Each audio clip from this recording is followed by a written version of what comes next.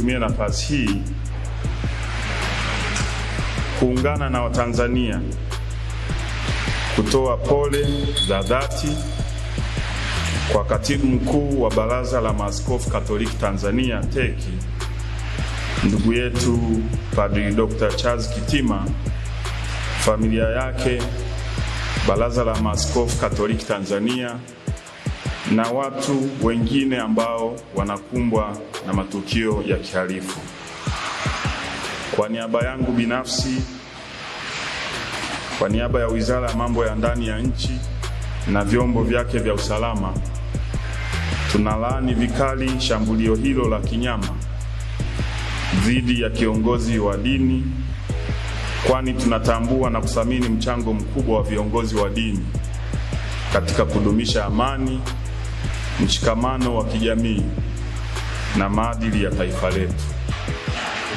Tunamwombea Padri Dr. Charles Kitima uponaji wa haraka na urejeaji salama katika majukumu yake muhimu kwa taifa letu.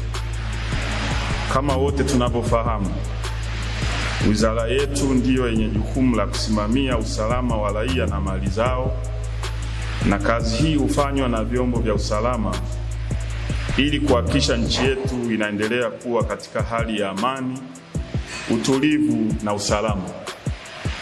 Nichukue nafasi hii kukemea vitendo vyote ambavyo vinaonyesha ishara yoyote ile ya kutaka kuingiza taifa letu katika vurugu. Hili kamwe halikubaliki, halivumiliki, na tutachukua hatua kali sana za kisheria. Kumekuwepo na waraka feki leo mchana uliosambazwa kwenye mitandao ya kijamii ukidaiwa ni waraka wa Baraza la Maaskofu Tanzania.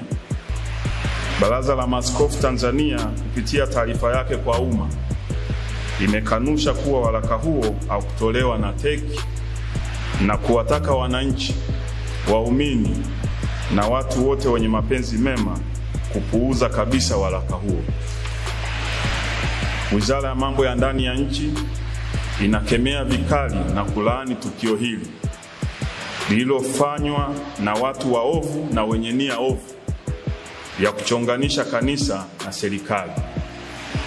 Wizara kupitia vyombo vyake vya usalama itafanya uchunguzi wa haraka ili kuwabaini wahalifu walioandaa taarifa hii, kwa kuwa huu ni uchochezi na uhalifu kama ulivyo uhalifu mwingine, na pia ni kutumia mitandao ya kijamii vibaya.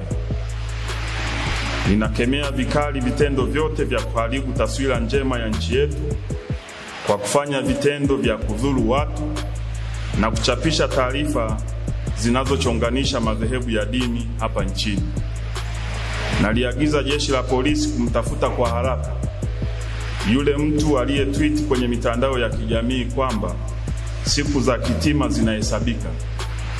Mtu huyu atafutwe haraka, ahojiwe ametumwa na nani, na hatua kali za kisheria zichukuliwe dhidi yake haraka iwezekanavyo, kwa kuwa watu wote watakaobainika kuhusika katika tukio hili wataingia kwenye mikono ya sheria.